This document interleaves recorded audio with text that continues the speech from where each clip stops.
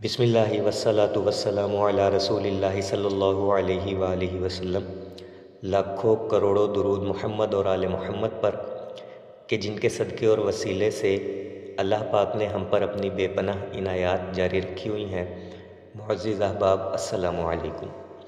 آج چھٹا لیکچر ہے اور ہمارے آج کے لیکچر کا عنوان ہے کہ درود، استغفار، نماز، قرآن پڑھنے کے باوجود ہماری ناکامی کا سبب کیا ہے؟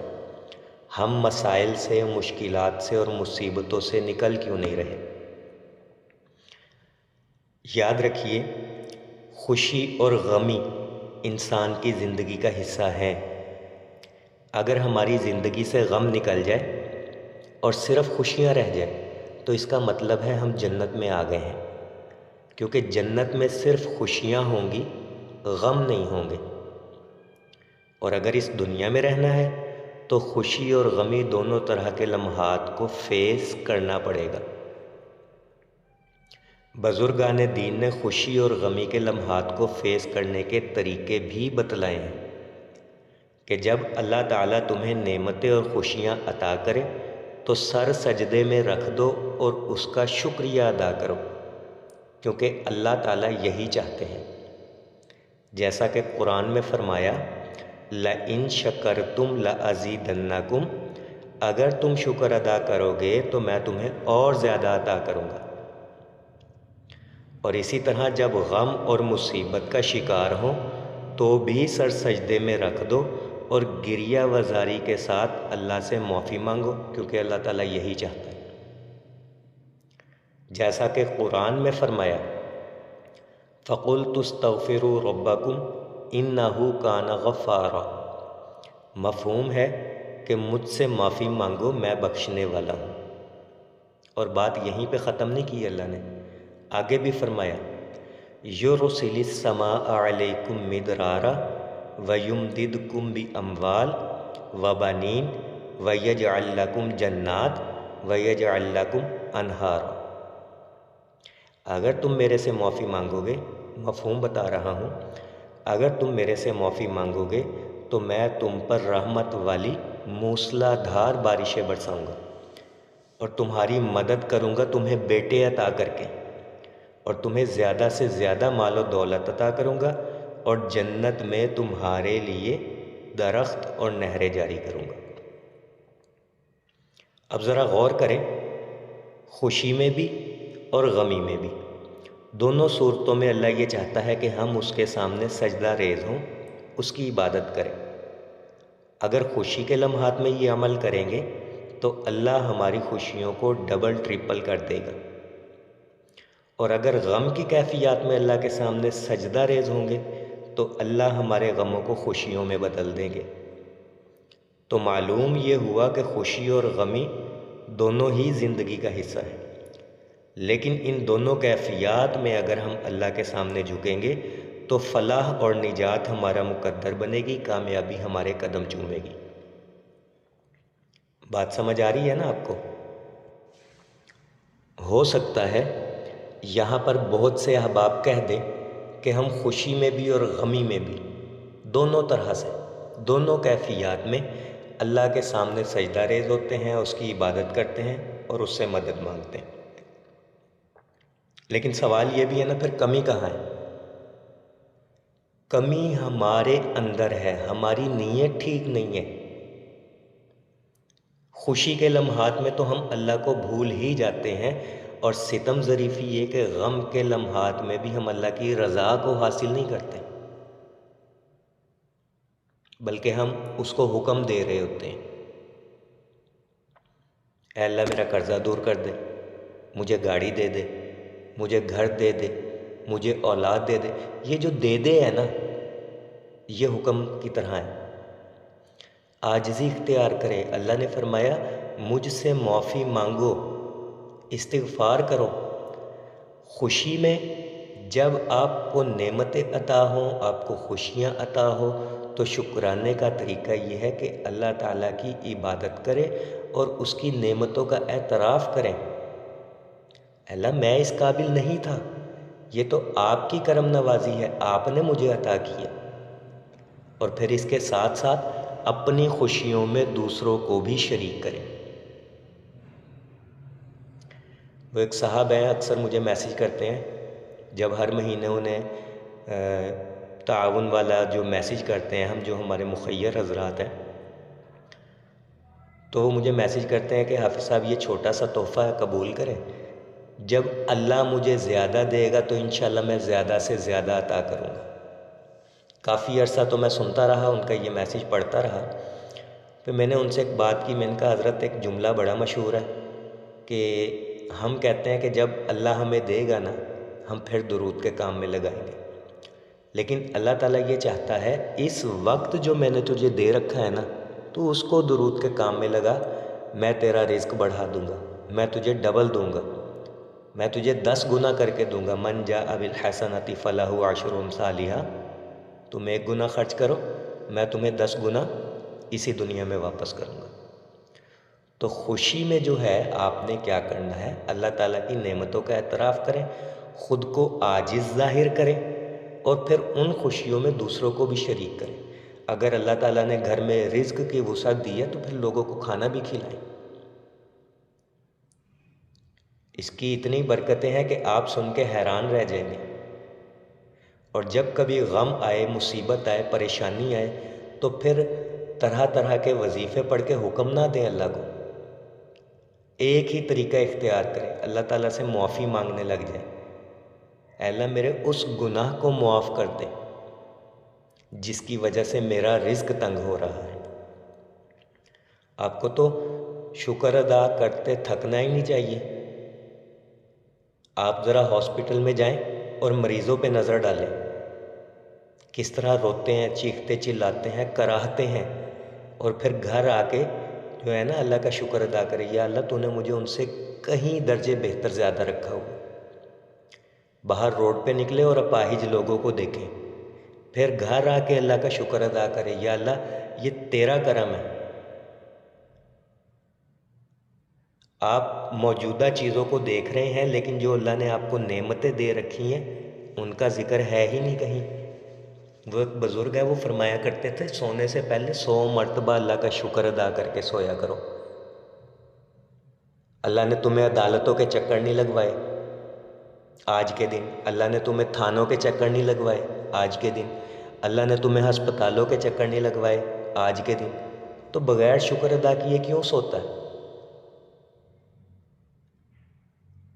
اور اگر کبھی اس طرح کی کیفیت آ بھی جائے جس سے تو اور تیری روح نڈھال ہو جائے، تو پھر اللہ سے معافی مانگ، اور اس وقت تک سر نہ اٹھا جب تک تیرا مسئلہ نہیں حل ہو جاتا۔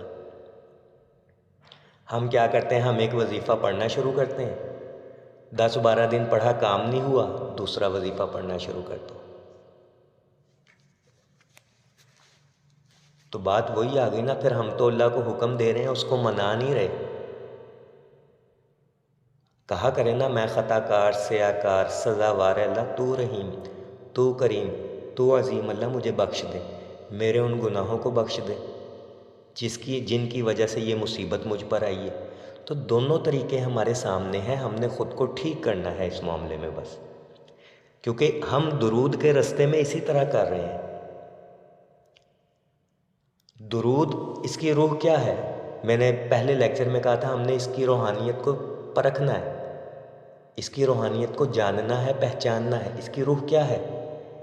اس کی روح ہے محبت رسول۔ لیکن ہم کیا کرتے ہیں، ہم قرضوں کے لیے پڑھ رہے ہیں اس کو، ہم کیا کرتے ہیں، ہم شادی کے لیے پڑھ رہے ہیں، ہم رشتوں کے لیے پڑھ رہے ہیں اس کو، ہم قرض دور کرنے کے لیے پڑھ رہے ہیں اس کو، ہم اولاد کو حاصل کرنے کے لیے پڑھ رہے ہیں اس کو۔ اب مجھے بتائیں، ہم نے درود کی حقیقت کو پہچانا؟ درود پڑھنے کا حکم کیوں دیا گیا؟ کہ جتنی تکالیف نبی علیہ السلام نے آپ کے اور میرے لیے اٹھائی ہیں، ہم ان کے احسانات کا بدلہ نہیں چکا سکتے۔ راتوں کو اٹھ اٹھ کے روئے ہیں آپ کے لیے اور میرے لیے، آپ چکا سکتے ہیں بدلہ؟ نہیں چکا سکتے۔ پھر اللہ نے حکم دیا کہ اچھا ٹھیک ہے، تم بدلہ نہیں چکا سکتے نا، تو میرے نبی کے لیے دعا کرو، یعنی ان پر درود پڑھو۔ یہ درود کی حقیقت ہے۔ اور ہم نے کیا کیا ہوا ہے؟ ہم درود کو بھی دنیا کے راستے میں استعمال کر رہے ہیں، اور ماشاءاللہ سے ساری کوئی پوسٹ میں آپ کو لکھ کے دینے کو تیار ہوں، کسی بھی خادم درود کی کوئی بھی پوسٹ اٹھا کے دیکھ لیں، کسی میں نہیں لکھا ہوگا کہ عشق رسول میں درود پڑھو، محبت رسول میں درود پڑھو، سب میں یہی ہوگا قرضے دور ہو جائیں گے، بیماریاں دور ہو جائیں گی، کشف مل جائے گا، روحانیت مل جائے گی، زمین پہ جو ہے وہ آپ کو برکت ہی برکت ہوگی، آسمان میں اڑیں گے، پانی پہ چلیں گے۔ عشق رسول کہیں نہیں نظر آنا آپ کو۔ یہ کسی کی برائی نہیں کر رہا، ہر بندے کا اپنا اپنا ایک طریقہ ہوتا ہے سمجھانے کا، اور ہر بندہ اپنے علم کے مطابق ہی چلا رہا ہے اپنے جو ساتھ چل رہے ہوتے ہیں ان کو۔ تو آپ میرے ساتھ چل رہے ہیں، میں آپ کو یہ کہوں گا کہ درود کے راستے میں دنیا نے نہ لے کر آئیں، دنیا آٹومیٹیکلی ملے گی۔ جب آپ درود کے راستے پہ آئیں تو سب سے پہلے آپ نے اپنی نیت ٹھیک کرنی ہے، درود برائے دنیا نہیں، درود برائے محبت رسول۔ اور محبت رسول کیا ہے؟ میرے مسئلے حل ہوں یا نہ ہوں، میں نے درود پڑھتے جانا ہے، اپنے نبی کے لیے دعا کرتے جانا ہے۔ جس بندے نے مسئلوں پہ نظر رکھی یا جس کے دل دماغ میں مسئلے ہونا، وہ اپنی محبت میں کامل نہیں ہے۔ ایسے ہی دنیا پاگل نہیں ہے کہ آپ صرف علامہ اقبال کو ہی سمجھ لینا، آپ روحانیت حاصل کر لیں گے۔ قوت عشق سے ہر پست کو بالا کر دے، دہر میں اسم محمد سے اجالا کر دے، اور کی محمد سے وفا تو نے تو ہم تیرے ہیں، یہ جہاں چیز ہے کیا لوح و قلم تیرے ہیں۔ زباں سے کہہ بھی دیا لا الہ تو کیا حاصل، دل و نظر جو مسلمان نہیں تو کچھ بھی نہیں۔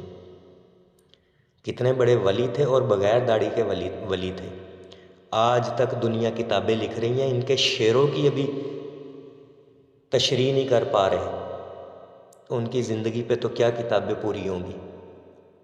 تو جب آپ درود کی حقیقت کو سمجھ کے اپنی نیت ٹھیک کر لینا، آپ کی آدھی زندگی ویسے ہی ٹھیک ہو جائے گی اور اسی وقت ٹھیک ہو جائے گی۔ ساری خرابی ہماری نیت میں ہے۔ میں نے عنوان بتایا نا آپ کو کہ درود، استغفار، نماز، قرآن، یہ چیزیں پڑھ کے بھی ہم کامیاب اگر نہیں ہیں نا تو ہمارے اندر کمی ہے۔ ہمیں چلانے والا کوئی نہیں ہے، بتانے والے سارے ہیں کہ یہ درود پڑھ لو، یہ استغفار پڑھ لو، قرآن کی یہ آیت پڑھ لو، یہ استخارہ کر لو۔ کروانے والا کوئی نہیں ہے بھئی، ہاتھ سے پکڑ کے ہمیں چلاؤ، ہمیں کیوں نہیں چلاتے؟ اور حقیقت یہ ہم چلنا ہی نہیں چاہتے، ہم پسند ہی ان لوگوں کو کرتے ہیں جو چٹ پٹے مسالے دار وظیفے دیتے ہیں۔ ابھی میں نے آپ کو سورۃ نوح کی آیت سنائی کہ استغفار کرو، اللہ تمہیں مال و دولت دے گا، بیٹے دے گا، رحمت والی بارشیں برسائے گا تم پہ، تمہارے لیے جنت میں نہریں جاری کرے گا، درخت لگائے گا۔ سیدھی سی بات ہمیں سمجھ نہیں آئی۔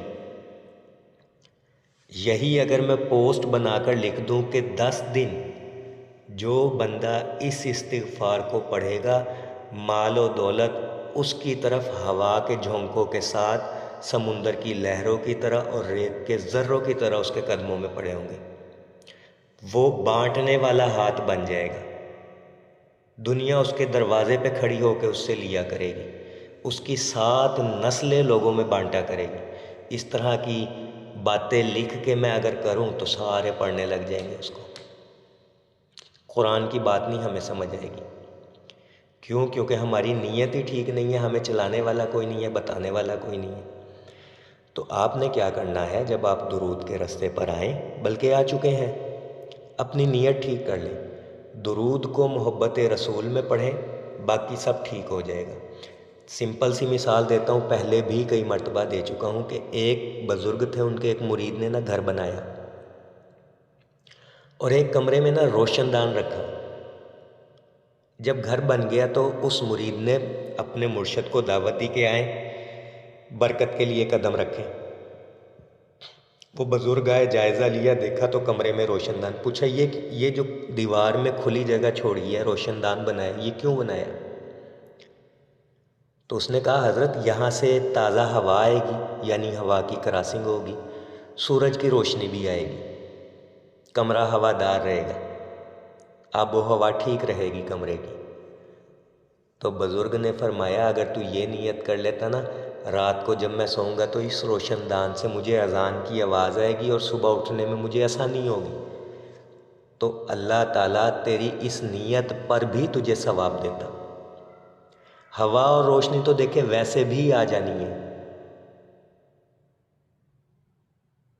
وہ حضرت کعب رضی اللہ تعالیٰ عنہ والی حدیث ہے نا، پوچھا کہ اگر میں ہر وقت درود پڑھوں تو کیسا رہے گا؟ تو نبی علیہ الصلوۃ والسلام نے فرمایا اگر تو ہر وقت درود پڑھے تو اللہ تعالیٰ تیرے سارے کام اپنے ذمے لے لے گا۔ اب دیکھیں گارنٹی ہمیں مل گئی کہ ہر وقت اگر ہم درود پڑھیں گے تو اللہ سارے کام اپنے ذمے لے لے گا۔ تو کاموں کی نیت سے کیوں پڑھنا بھائی؟ کام تو ویسے ہی ہو جانے۔ میری بات میں جھوٹ ہو سکتا ہے، آپ کی بات باطل ہو سکتی ہے، کسی اور کی بات میں کوئی شک ہو سکتا ہے، کوئی شبہ ہو سکتا ہے، نبی علیہ الصلوۃ والسلام کے قول مبارک میں تو کوئی شک نہیں نا۔ تو جب انہوں نے فرما دیا کہ ہر وقت اگر درود پڑھے گا اللہ تیرے سارے کام اپنے ذمہ لے لے گا، تو اب یہاں بنتا ہے کہ ہم محبت رسول میں پڑھیں، کیونکہ یہ جو انعام انہوں نے ہم تک پہنچایا نا کہ ہر وقت درود پڑھ تیرے سارے کام ہو جائیں گے، تو پھر ان سے محبت کرنی چاہیے نا۔ درود محبت رسول میں پڑھے نا، اور محبت رسول میں نے بتا دی ہے، جس دن آپ کے ذہن سے نکل جائے نا کہ میرے مسئلے حل ہوں یا نہ ہوں، میں نے اپنے نبی پر درود پڑھنا، اس دن آپ کامیاب ہو جائیں گے۔ دنیا کو پھینک کر، دنیا کو چھوڑ کر ذرا درود کی لذت سے آشنا ہو، پھر آپ کو پتہ چلے گا۔ ابھی آپ نے درود کے اندر کی دنیا دیکھی نہیں، باہر باہر ہی پھر رہے ہیں۔ تو جب آپ درود کے رستے پر آ جائیں اپنی نیت ٹھیک کر لیں، اور دوسرا یہ کریں کہ ایک ساتھ کئی وظیفے نہ پڑھیں۔ وہ ایک بندہ قرضے میں پھنسا ہوا ہے، وہ فجر میں اور پڑھ رہا ہے وظیفہ، ظہر میں اور پڑھ رہا ہے، عصر میں اور پڑھ رہا ہے، مغرب اور عشاء میں کوئی اور پڑھ رہا ہے۔ یہ جو ایک ساتھ کئی وظیفے پڑھنا ہے نا، چاہے وہ قرآن کے ہوں، چاہے وہ مسنون ہو، چاہے وہ غیر مسنون ہو، ایک ساتھ کئی وظیفے پڑھنا یقین کی آخری سٹیج ہے، کمزوری، یقین کی کمزوری کی آخری سٹیج ہے۔ بھئی تو جو اگر ایک وظیفہ پڑھ رہا ہے فجر میں، کیا اس سے تیرا کام نہیں ہوگا؟ جو تو نے ظہر میں کوئی اور شروع کیا ہوا ہے، عصر میں کوئی اور شروع کیا ہوا ہے، مغرب میں کوئی اور شروع کیا ہوا ہے، تجھے وہ حدیث یاد نہیں ہے مفہوم کہ تو اگر سارا وقت درود پڑھے تو اللہ تیرے سارے کام اپنے ذمہ لے لے گا۔ سارا وقت درود پڑھ، اپنی توجہ درود میں ڈال، محبت سے پڑھ، ٹھیک ہے؟ ایک ساتھ کئی وظیفے نہ پڑھیں، یہ آپ رجت کا شکار ہوں گے، مسئلہ اور کچھ بھی نہیں ہے۔ اور رجت کہتے ہیں کسی چیز کا الٹا اثر ہونا۔ اب میں یہ پوچھتا ہوں کہ کیا اللہ کا کلام الٹا ہوتا ہے ہمارے اوپر؟ تو سراپا شفا ہے، ہدایت ہے۔ دراصل اللہ کا کلام الٹا نہیں ہوتا، ہماری نفسیات اور ہمارا دماغ الٹا ہو جاتا ہے ہمارے اوپر، ٹھیک ہے؟ تو دوسرا کام کیا کرنا ہے آپ نے؟ ایک ساتھ وظیفے نہیں پڑھنے۔ دیکھیں میں کہا کرتا ہوں جس کے پاس 4 چیزیں ہیں نا، پوری دنیا میں کہیں مار نہیں کھا سکتا۔ 5 گانا نماز، فرض نماز، 1 صفحہ روزانہ سمجھ کر تلاوت قرآن، درود اور استغفار، یہ 4 چیزیں جس کے پاس ہیں نا، وہ پوری دنیا میں کہیں مار نہیں کھا سکتا۔ اور تیسرا کام آپ نے ایک اور کرنا ہے۔ ہم کیا کرتے ہیں، 11 دن وظیفہ پڑھا، کام نہیں ہوا، کوئی اور شروع کر لیتے ہیں۔ میرے سے وظیفہ پوچھا ہے، کام نہیں ہوا، پھر کسی اور سے بھی پوچھ رہے ہوتے ہیں۔ ایک کو چھوڑ کے دوسرا شروع نہیں کرنا، یہ بھی یقین کی کمزوری ہے۔ کوئی ایک درود پڑھنا ہے، ساری زندگی پڑھنا ہے، اتنا پڑھیں کہ اس میں گم ہو جائیں۔ پہلے بھی شعر سنایا تھا، اب میں اکثر بیٹھے بیٹھے گم ہو جاتا ہوں، اب میں اکثر میں نہیں رہتا، تم ہو جاتا ہوں۔ پھر درود نہ رہے، آپ ہو جائے، پھر آپ نہ رہیں، درود ہو جائے۔ خودی کو کر بلند اتنا کہ ہر تقدیر سے پہلے خدا بندے سے خود پوچھے بتا تیری رضا کے۔ اتنا درود پڑھے کہ اللہ تعالیٰ خود پوچھے میرے بندے کیا چاہتا ہے۔ اب مجھے شرم آتی ہے کہ تجھے میں خالی ہاتھ لوٹاؤں، تو نے اتنا درود بھیجا میرے نبی پہ، اس میں گم ہو گیا تو تجھے دنیا کی پرواہ نہیں رہی۔ اور وہ ہے نا کہ کئی بار دی ہے میں نے یہ مثال کہ ایک بندے کو گھٹنوں کا بھی مسئلہ ہے، گردوں کا بھی مسئلہ ہے، ہارٹ کا بھی مسئلہ ہے، کمر کا بھی مسئلہ ہے، آنکھوں سے نظر بھی نہیں آتا، ہاتھ بھی کانپتے ہیں، مٹھی بھر کے دوائیاں کھاتا ہے صبح شام اور بڑے عرصے سے کھا رہا ہے۔ پھر ایک ڈاکٹر اسے ایسا ملتا ہے، وہ کہتا ہے اللہ کے بندے اتنی دوائیاں چھوڑ، یہ ایک کیپسول لے لے، اسے صبح شام کھا، تیرے سارے مسئلے حل ہو جائیں گے۔ تو اگر وہ بندہ سمجھدار ہوا نا تو ڈاکٹر کے ہاتھ بھی چوم لے گا اور پاؤں بھی چوم لے گا کہ آپ نے تو اتنی مٹھی بھر دوائیوں سے میری جان چھڑوا دی، اب میں ایک کیپسول کھاؤں گا اور ٹھیک ہو جاؤں گا۔ تو درود اور استغفار کی مثال بھی یہی ہے۔ چھوڑو ادھر ادھر کے وظیفے، اگر وظیفے کرنے کا شوق ہے ہی نا تو دو طرح کے وظیفے کیا کریں، یا تو مسنون، یا پھر وہ وظیفے کے جن کو اگر چھوڑ بھی دے تو مسئلہ نہ ہو بعد میں۔ اب مسنون وظیفوں میں بھی ہے یہ کہ چھوڑ بھی دے تو مسئلہ نہیں ہے۔ مثلاً ایک شخص چاہتا ہے کہ رزق میں برکت ہو، نبی علیہ الصلوۃ والسلام نے فرمایا جب تو گھر میں داخل ہو تو سلام کر، اس کے بعد مجھ پہ درود بھیج، پھر سورۃ اخلاص پڑھ، اللہ تیرے پڑوسیوں کو بھی تیری وجہ سے رزق دے گا۔ آپ نے یہ 10 دن کیا اور اگر چھوڑ بھی دیا تو دیکھیں اب مسئلہ کوئی نہیں ہے، رجت کوئی نہیں ہے۔ تو کوشش کریں درود اور استغفار پہ رہیں، باقی وظیفے چھوڑ دیں۔ اگر آپ سمجھدار ہیں نا تو انشاءاللہ اس پہ جب عمل کریں گے آپ کو فائدہ بھی ہوگا اور آپ خود مجھے میسیج کر کے بتائیں گے کہ ہمیں اس کی برکتیں نصیب ہوئی ہیں۔ میں نے ایک بات کی ہے کہ بتانے والے بہت ہیں، ہاتھ پکڑ کے چلانے والا کوئی نہیں ہے۔ کوشش کریں جو باتیں آپ کو بتا رہا ہوں اس پہ عمل کریں۔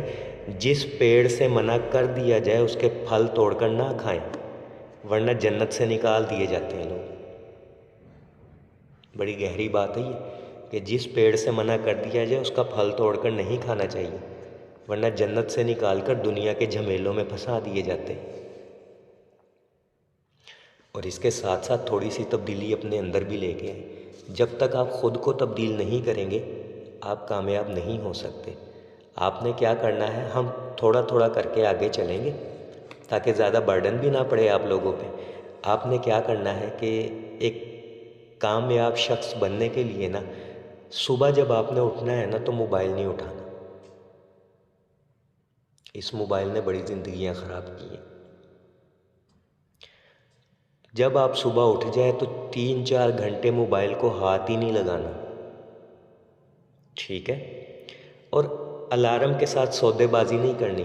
الارم بجا ہے، وہ کیا کہتے ہیں، سنوز کہتے ہیں، وہ سنوز کر کے چھوڑ دیا جی 10 منٹ بعد دوبارہ بجے گا تو پھر اٹھیں گے۔ آپ اپنے ساتھ وعدہ نہیں کر سکتے، اپنے ساتھ کیا ہوا وعدہ نہیں پورا کر سکتے۔ آپ نے زندگی خاک تبدیل کرنی ہے، آپ نے خاک ترقی کرنی ہے، آپ نے اپنے رشتہ داروں کو خاک جلانا ہے۔ ابھی تک تو وہی جلا رہے ہیں آپ کو۔ آپ نے اگر نیت کی ہے 10 بجے اٹھنے کی، آپ 10 بجے الارم بجا ہے، الارم بند کر کے 10:15 بجے پھر بجا، پھر الارم بند کر دیا، پھر 10:30 بجے بجا، کرتے کرتے اس طرح 12 بجے جا کے اٹھے، بھائی کیا فائدہ ہوا ارادہ کرنے کا؟ صبح اٹھ کے موبائل نہیں دیکھنا، الارم کے ساتھ سودے بازی نہیں کرنی، تھوڑی سی واک کیا کریں دن میں 2 وقت۔ میں آپ کو بتاؤں، جو بندہ کہتا ہے نا کہ مجھے وہم کی بیماری ہے، الٹے سیدھے خیالات آتے ہیں، 2 چیزیں ہیں اس کے لیے، 2 وقت۔ صبح صبح اٹھ کے آسمان کو دیکھے، سبزے کو دیکھے، 1 ہفتہ کر لے پھر مجھے بتائیں۔ اور اسی طرح عصر کے بعد کا جو وقت ہے نا یہ برکت والا ہے، چھت پہ جائیں، کھلے آسمان کو دیکھیں، اڑتے پرندوں کو دیکھیں، لمبے لمبے سانس لیں۔ فجر کے فوراً بعد، عصر کے فوراً بعد، یا مغرب سے کچھ دیر پہلے، لیکن جیسے ہی مغرب کی اذان ہو نیچے اتر آئے، اور بچوں کو باہر نکلنے نہ دیں مغرب کے وقت، تھوڑی دیر بعد بھیجیں، مغرب کا کچھ دیر گزرنے، کیونکہ اس وقت میں شیاطین کھول دیے جاتے ہیں۔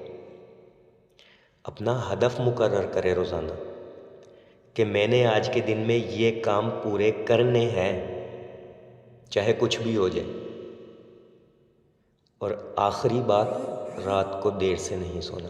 دیکھیں رات جو ہے نا 2 کاموں کے لیے ہے صرف، یا سونے کے لیے یا اللہ کی عبادت کرنے کے لیے، یا دین کا تحقیقی کام، یا دین کے کاموں میں جو ٹائم گزارنا ہے، کتابیں پڑھنی ہے، کچھ لکھنا ہے، کچھ بیان کرنا ہے۔ اس کے علاوہ تیسری کوئی چیز نہیں ہے رات میں۔ اول تو کوشش کرے رات کو جلدی سو جائیں۔ حد جو ٹائم ہے نا رات کا وہ 11 بجے ہے۔ جو بندہ جلدی نہیں سو سکتا وہ صبح اٹھ بھی نہیں سکتا، اور بالفرض اگر اٹھ بھی جائے نا سارا دن تھکا تھکا رہتا ہے۔ تو اپنے اندر تبدیلیاں لے کے آئے۔ پتہ نہیں کس نے کہا تھا کہ آخر میں کوئی نصیحت بھی کیا کرے۔ تو دیکھیں یہ چیزیں جب آپ اپنے اندر لے کے آئیں گے، آپ ترقی کی منازل خود بخود طے کرنا شروع کر دیں گے۔ صبح سویرے کام کو اہمیت دیں۔ نبی علیہ الصلوۃ والسلام نے فرمایا سحری کے بعد کا وقت جو ہے اللہ نے میری امت کے لیے برکت والا وقت بنایا۔ مفہوم سنا رہا ہوں آپ کو۔ تو کیا کریں، اپنے کام کاج جو ہے نا فجر کے فوراً بعد شروع کر دیا کریں، اور خاص کر کاروبار، اور مغرب سے پہلے پہلے کاروبار سمیٹ لیں۔ ٹھیک ہے، تو ان چند باتوں پہ عمل کریں۔ اور مجھے کسی نے کہا تھا کہ جی گناہ نہیں چھوڑتے، کیا کریں؟ آپ نے صبح جب اٹھنا ہے نا بستر سے نیچے پاؤں نہیں رکھنا۔ 12 مرتبہ اول آخر 12 مرتبہ درود پڑھ لیں، اور درمیان میں 12 مرتبہ بسم اللہ کے ساتھ سورۃ اخلاص پڑھ لیں۔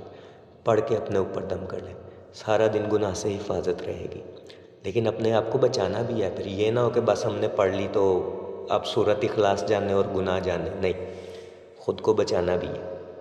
تو انشاءاللہ اللہ تعالیٰ مدد کرے گا شیطان کے مقابلے میں آپ کی۔ سورۃ اخلاص 12 مرتبہ پڑھا کریں اٹھتے ہی، ٹھیک ہے؟